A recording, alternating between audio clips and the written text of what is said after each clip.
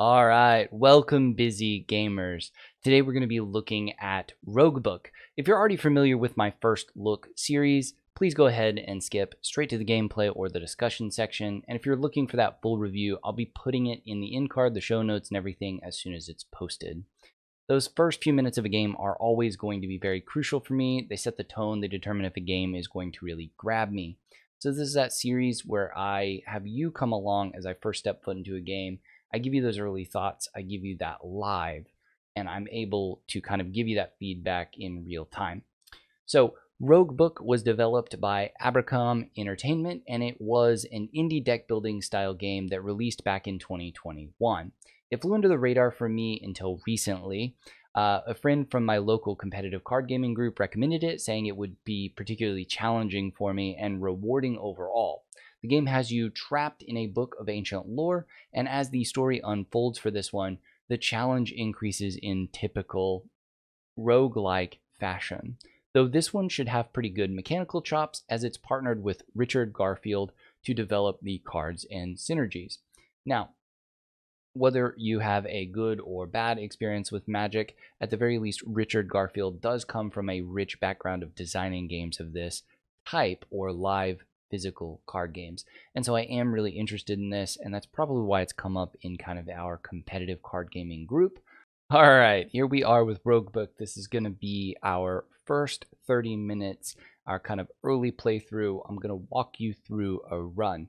Now, full disclosure, this is technically my second run here. I had some recording issues, and so this is going to be the second run we've done.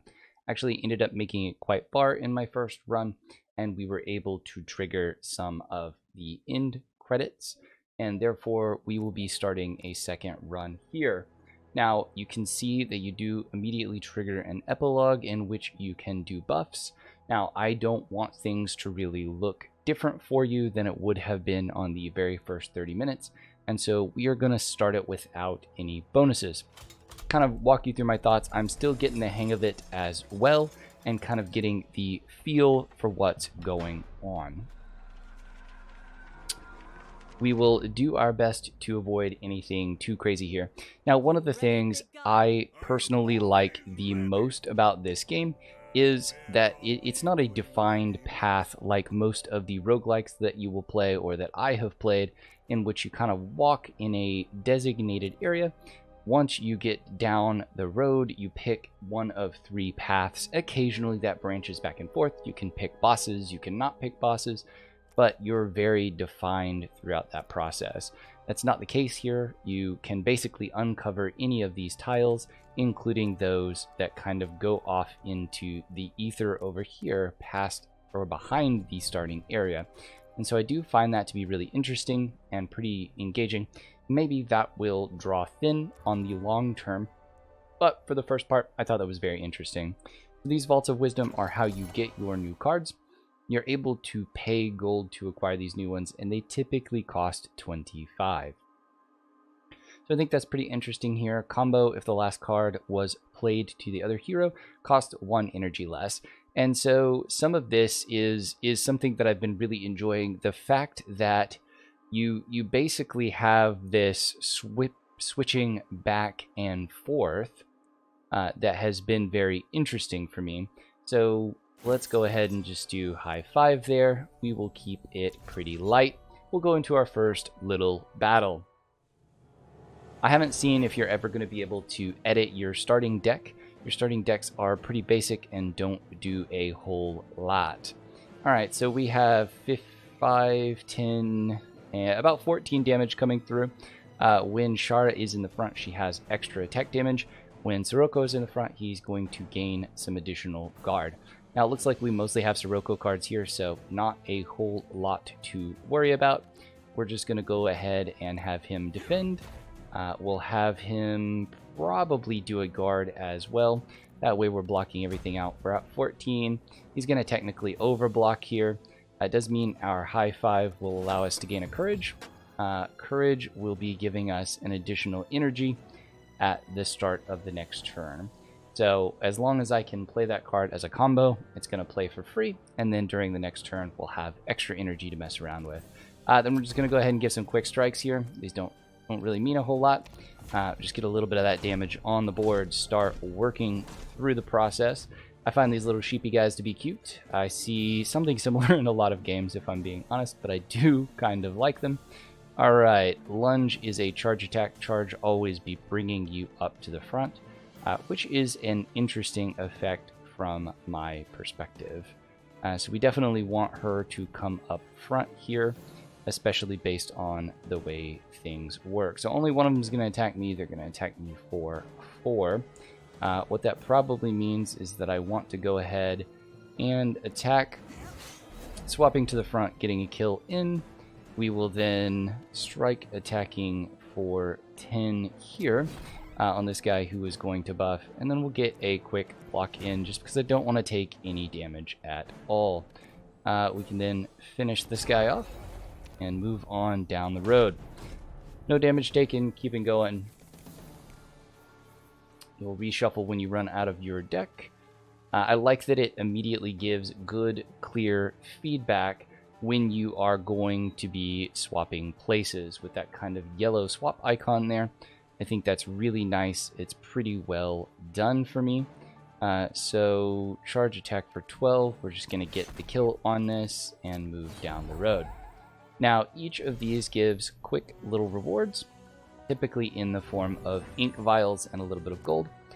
So we're going to get around 25 gold, the price of a card, and then an inkwell. This ink reveals in a straight line, whereas brushes kind of explode around you.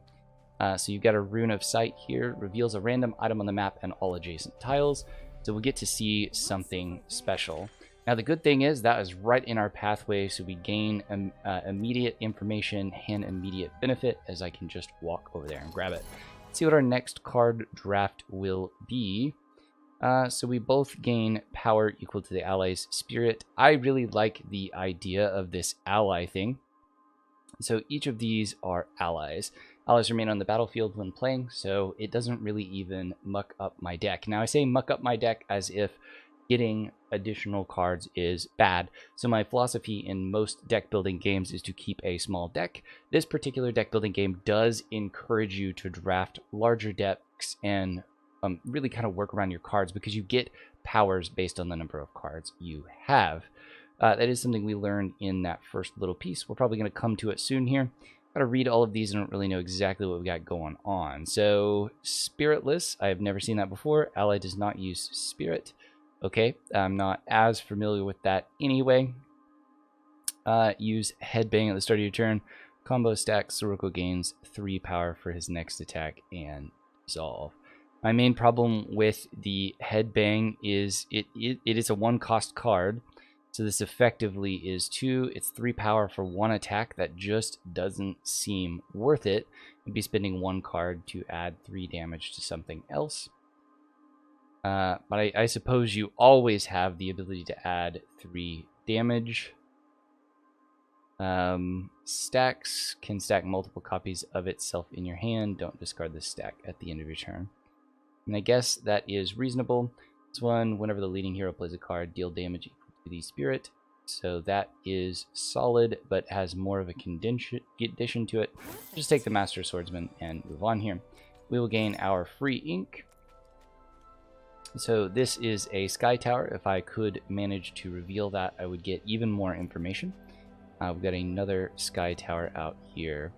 So each of these are going to be 3 in a straight line. We could go 3 out to here and then 3 down, or we could explode around. We are probably going to use one of these, head off into this direction, just because I would like to see more of the map. And this is kind of that novel mechanic that I'm really liking here. Like, I can just go off anywhere.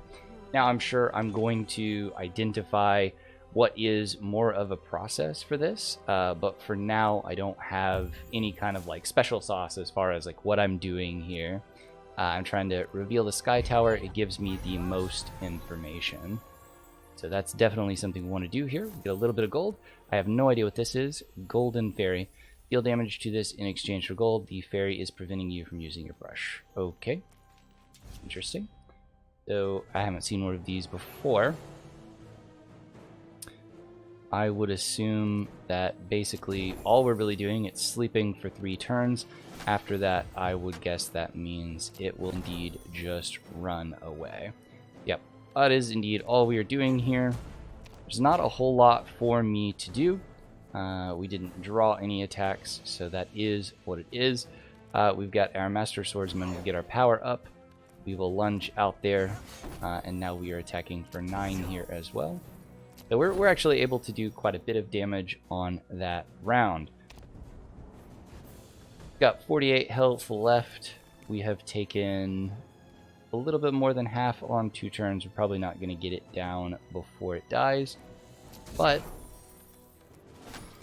making a little bit of progress, so not bad. I don't really see any reason to do that. We will play this defensive card for the sake of playing a card, but it's not as if playing that card helped or hurt me in any way there at the end. That is important to note, I think, purely because if you're ever in the situation where you just have a card and it's not going to do an effect for you, don't feel bad if you just end your turn. I have a compulsion. As far as I can tell, it doesn't affect your score, it doesn't really do anything at all. Let's go ahead and try to gather a couple of extra cards here. Outlaw is an ally. At the start of your turn, you get a dagger. It attacks for 2 and dissolves, but it's free. That seems pretty good considering our other one would buff my power, and so it would then attack for 4 or 5, 6, 7, depending on where I'm at. Flex whenever a hero attacks this turn, gain 1 block. We're just going to take the ally. I think it's an interesting card. We haven't really tried it yet, and I like the idea of having an ally-heavy deck. Just a free attack for 5, or attack for 10 and gain 8 block if you kill something. I like free attacks. We're going to go with free attack. Alright, let's go pick another fight with something here. And we're basically, what I am trying to do is just build up a little bit of power before I go and fight something else that is going to be scarier to me. Alright, so we've got some freebies coming in. Okay, so that guy is hidden, and I cannot tag him in any way, shape, or form. This guy's going to do the most damage. If I could take one of them down, that is the one I would want to do.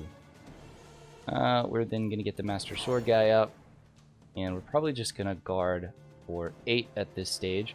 Got 6, 7, 8, 9, 10, 11, 12 damage coming through. So I could guard for 8, or I could basically guard for 6 by killing him. I think guarding for 6 by killing him is actually probably going to be the decision. Let's do that. And then we can still block the 8. Wasn't paying attention to my own energy there. I forgot that I did discount that 1 card. No big deal. Alright, so what was this? At the end of the enemy turn, summon a Tiki until there are 4 in play. Reinforcements remaining 2. So being able to take him out would be wonderful. That's why these guys are small fries. Alright, we will get the Outlaw out there. We're building a couple of allies. Should we go ahead and lunge forward, we can kill him. That will solve us a fair amount of damage. This creature was summoned. Summons do not have to be defeated to end the battle. That is interesting to know for sure. The rest of this doesn't do enough damage to make me feel happy about my life. We'll probably just go ahead and do a block here. Vulnerable isn't ideal. We're going to be blocking for 8, so we're going to take 8, 9, 10, 11 here. It's actually quite a bit. And block for 11 will make it a little bit worse. There are no more revealed enemies. Stealth is removed. So I wonder if it will count the summoned people. We are about to see that. Got our high 5 here. We can defend to get in the front and do a buff. That is likely to be worth it for me here. This is now attacking for 7, and that is attacking 12. Let's attack for the 7 here. Does that reveal him? It does not. Okay, so that is a bit of a bummer. We still have to kill all of these guys. It's definitely not something I knew. This fight is actually going to take quite a bit out of me. So we're going to have to kill every single one of these guys. Now we do have a lot of power coming through on this particular turn. So that will be a deal. Fill him with one card. One card. We have used not too much of our energy. We still won't be able to end it here. But we won't take any additional damage, which is a big deal.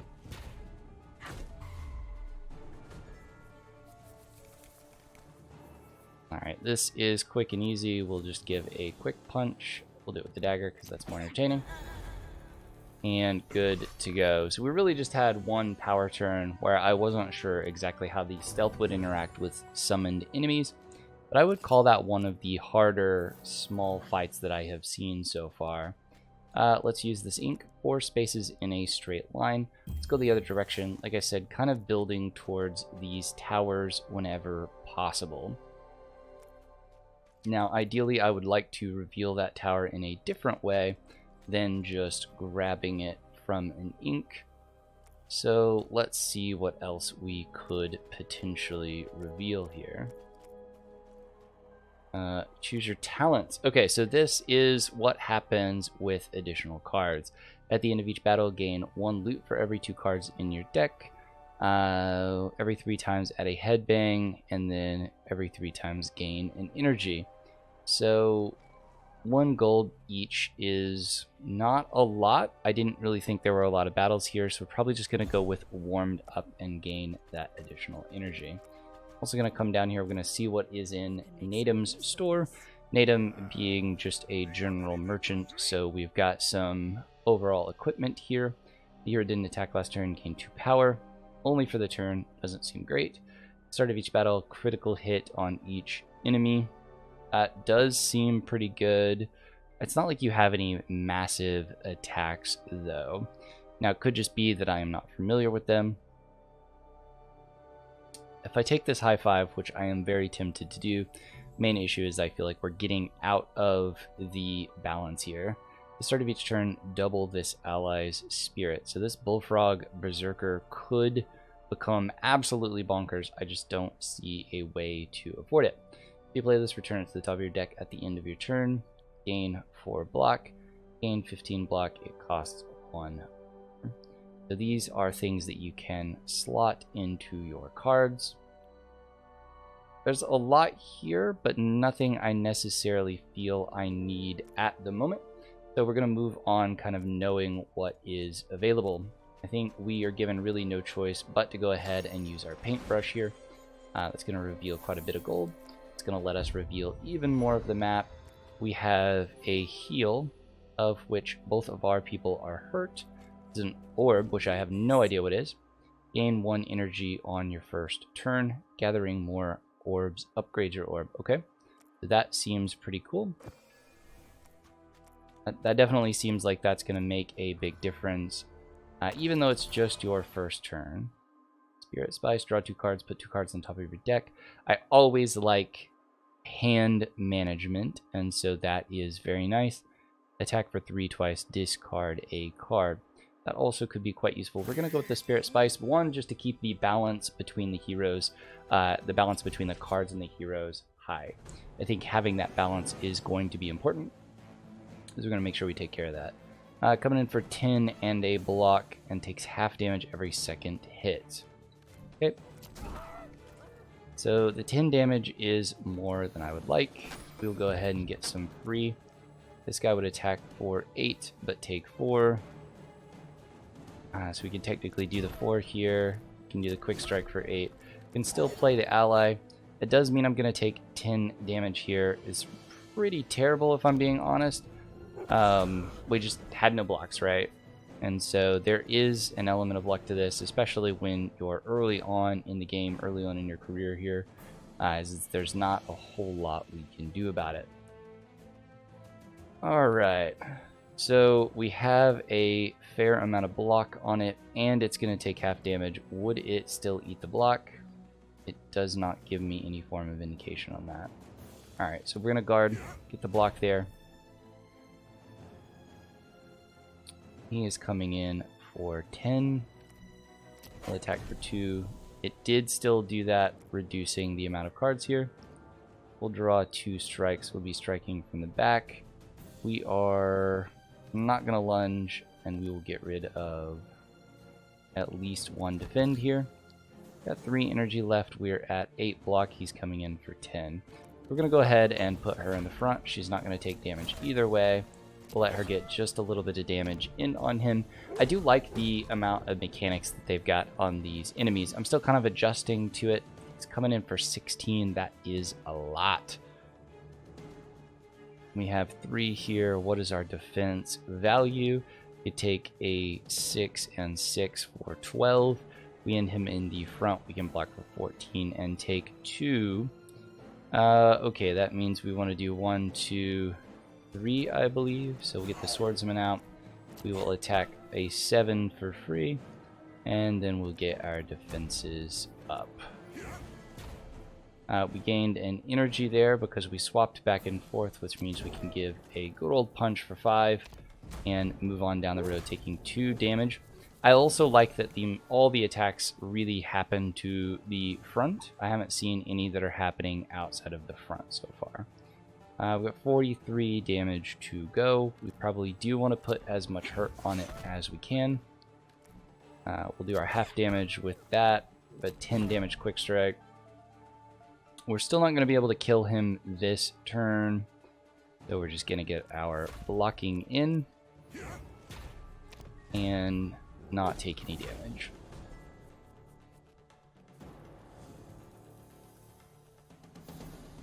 I do generally find this to be a fairly interesting game. I'll get that block out of the way. I don't want to do that high 5 there. If we switch, I will have 12 block. I would take 4. Only have a 4 and a 9 there. I think this is enough. Maybe wrong. We'll see if I regret this. We did gain an extra energy, so it doesn't matter if I'm wrong now. We'll get 7 damage in just because of that block. We won't have quite enough, but we'll still get to do a defensive move and block all of it. So, it's perfect. Moving on down the road, we have our hand filtering card. Well, we will not need it here. We can just come in for 4. Beautiful. Beautiful, not coming in scary at all. This is a new ink that I have never seen before. Imperial ink. 4 spaces in opposite directions. Let's see exactly how that works. Let's see if we line it up here. Okay. So you get an 8 space total.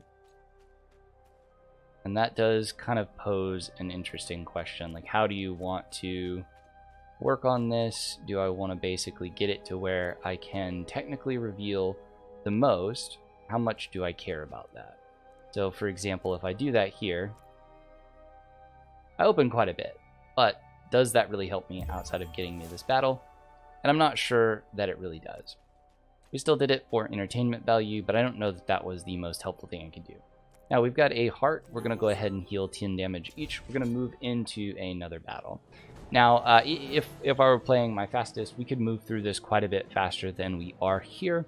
Though I would say I do think it's a relatively long game. I think the first run probably would have taken me a little bit over an hour. And that's not necessarily a problem, but it is longer than I think I would have expected. We don't have our best cards yet. We'll move through a couple of quick damage moves, swapping a big guy into the front. They're going to continue to sleep, so they are probably going to hurt pretty bad when they do hit me. Alright, we got our free high 5 now. That is definitely something that feels good. And the block is irrelevant since they are asleep. 18 and 24. That is insane. Especially early on. I don't know what I would have done to deal with that. I also have no way of swapping here. That's pretty crazy. Well, we have our defense. which I do not want to put this girl in the front. She has no health whatsoever. Let's go ahead and get our redraw. See if we can block enough to be... we can get rid of a strike. Get rid of one of hers for sure. We'll get rid of that here. And I think we'll be getting rid of the high five. We couldn't use it to its best effect anyway. 6 block is still better than nothing, as much as I do not want her in the front. We got 18 power here. I'm going to take 24 health from him, but he is still going to hit me for 12. Hopefully we'll find another heart. It is what it is. I don't know that it would have really changed much there. We're still going to be able to move through this guy. And we'll get our money. Now the other benefit here is I didn't see a whole lot of powers that I was necessarily getting. And so you could make the case that, hey, you're not seeing a lot of cards you can go buy. Maybe I should be moving on to mini bosses instead of doing this. Start each battle with 8 block is pretty great. Let's see if we can get to that. We can't quite do it yet. More cards to do. So we can end up with more daggers in our hand. Back for 0 5 times. So that would go really well with some of our power upping cards. It has some kind of flourish on the card. I don't know if this indicates some form of rarity, meaning if this is like common, this is more rare, or if this is kind of an upgraded version of the card. I just haven't been playing it enough yet. This is technically kind of one of our first ones. That's something that I would really call out, is kind of having some iconography issues. The other powers and everything, they kind of keep up here with your hero, which is pretty helpful.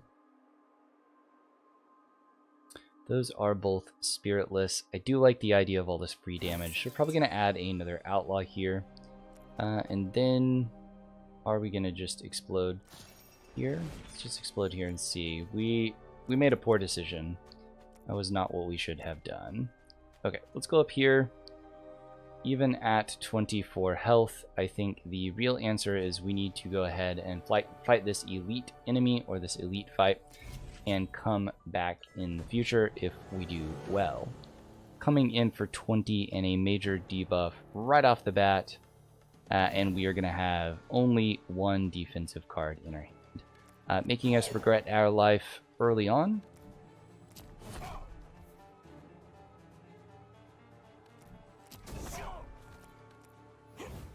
So we will block for 8 and take 12.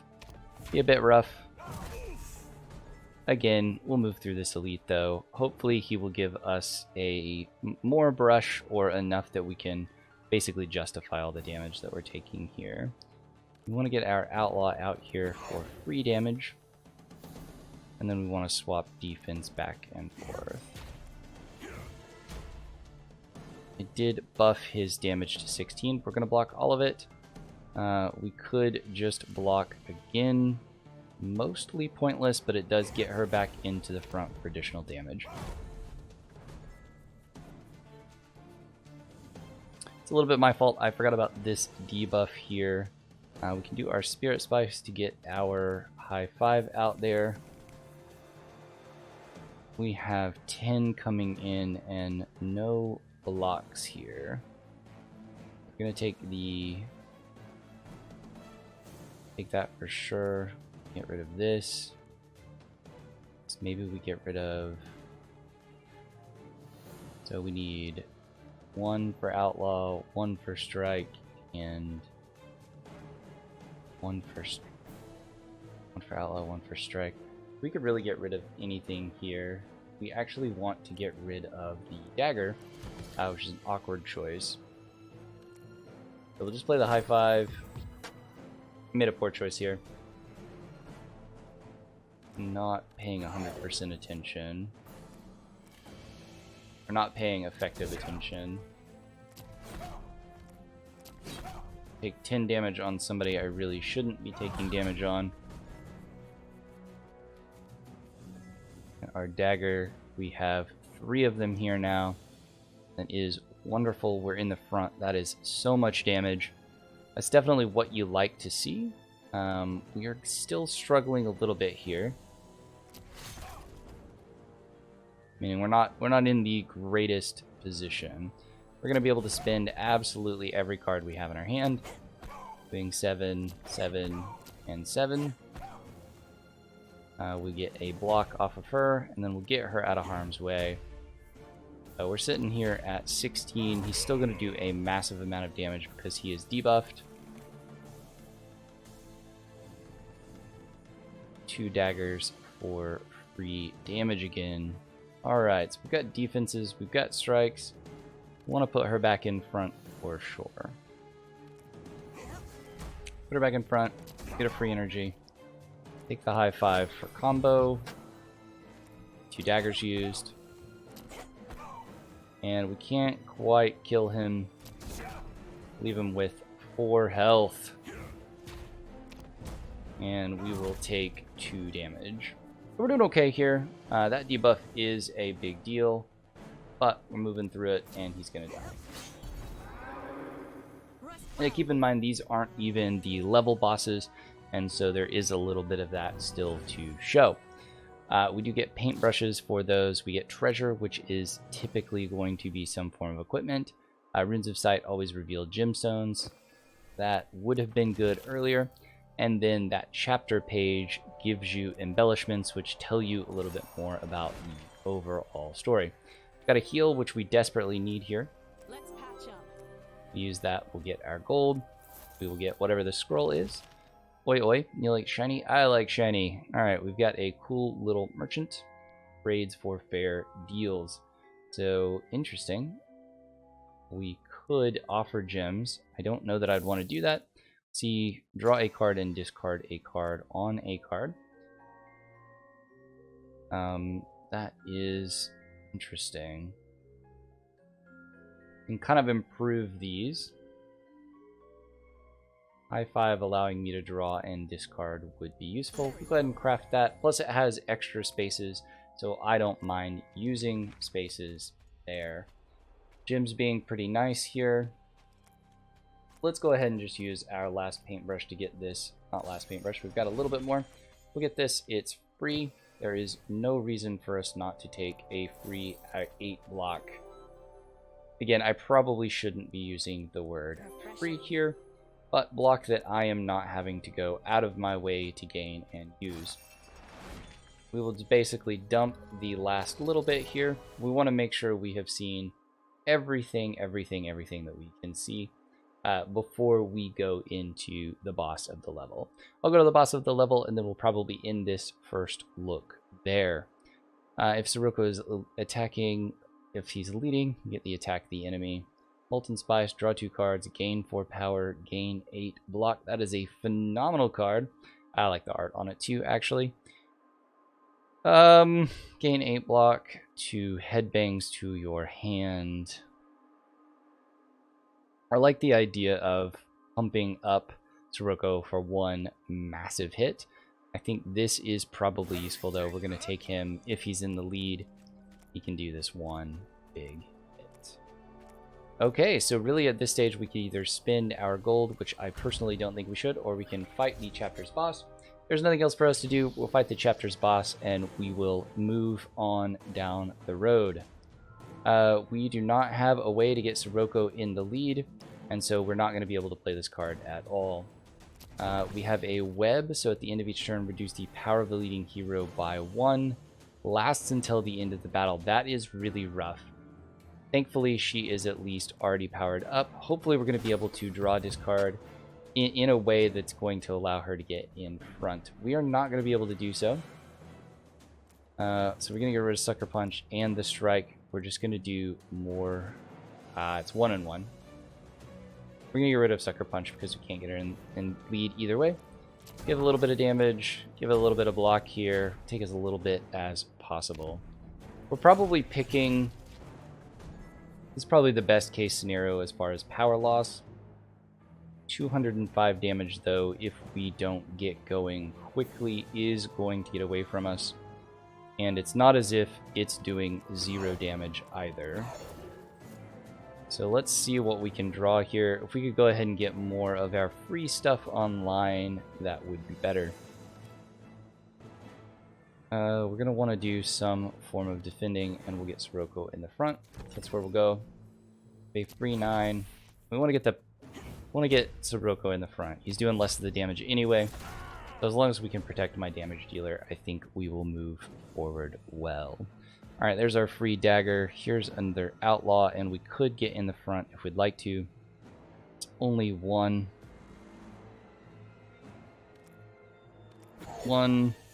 probably two on the lunge. Get myself in front, do a fair amount of damage. We'll get a free, and then we'll guard. That does give us a free attack. We can attack for 8 either way. Not a big deal. Really good use of the turn. Feel really happy about that. I believe that we're going to make it through this first boss. No problems. We've got 2 daggers in hand now. We've got a Quicksilver for another free attack. I want to swap to the front. 6 and 6 isn't super impressive, but free is free. Gotta remember that. And again, we're going to be blocking all the damage here. Almost to half health. Now this is going to start adding up really quickly. He's coming in for 32, and there's not a whole lot that I can do about that. And we do at least have this Sucker Punch card here. That's a lot of damage. Want to move through as much as possible, but he's starting to get weak, and we do have defense needed here. So these daggers are going to be virtually nothing since I can't get in front. We're actually just going to keep them since they stack turn over turn until we can do something more impressive. Even from the back, that is now going to hit more, and then we'll do our defense. It's better than nothing. Not a lot better than nothing. This is going to hurt. And we have minus 200 power, so we're basically just going to be tickle fighting the rest of this. Okay, we've got 4 daggers. We can lunge to get in the front. That feels pretty good. Bring our cards in. And what can we do? Combo. That should immediately trigger. I want that defense card at the moment. And Sirocco, we don't care about your attacks anymore. Good to go. Alright, we will now take our free, draw a discard. Sirocco again, getting rid of his card. Basically want to just be playing things out of her, doing the most damage. Gained an energy. Let's move through as much of this as possible. We need a little bit more power in the deck. We are still suffering that. We brought him down to 52 though. And it looks like he's cycling through attacks. So he's doing low-level attacks, he's debuffing, and then he's doing massive strikes. I don't really have the luxury of kind of sitting around and waiting. What is that debuff going to be? Is that going to be another vulnerable? That's the main question I have here. We'll just move and do the damage we can.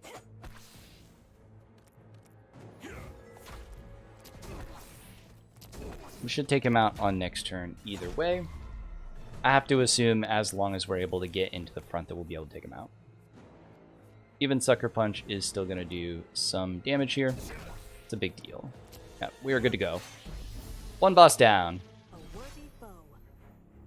So I will say, while you saw me take some damage, things of that nature, I have actually found, you know, first and second run, getting to the first boss, getting past that, actually has felt pretty easy, surprisingly. I don't know that I expected that. I'm still getting really used to the cards, and so I don't have any of these really synergies in my brain, anything going on. Ranged combo. I tend to favor cards for Shara, but that flatten does seem interesting. And then we have our treasure. So boss treasures are much better. Well, the hero is leading your attacks to bleed. Having that on Shara would be huge. Bleed is a permanent debuff in this particular game. It doesn't tick down. if you have bleed, you're going to take that much bleeding damage every turn no matter what. Reap, I don't know what Reap is, does something when an attack from this kills a non-summoned enemy. Leading hero gains 10 power for their next attack. Dissolve.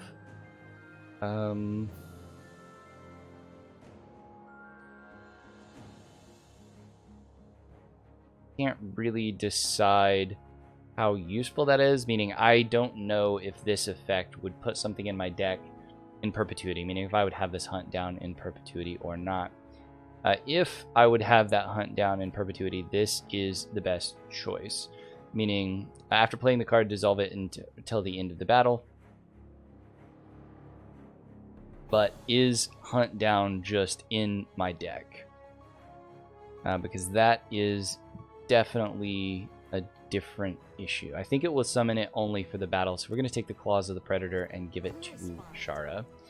At this stage, we now have other talents that we can do because we have again added more cards. So you can see it is encouraging you to create a big deck, and I also didn't really see a way to thin or to cull your deck in this game, which I do find to be pretty unique and relatively interesting.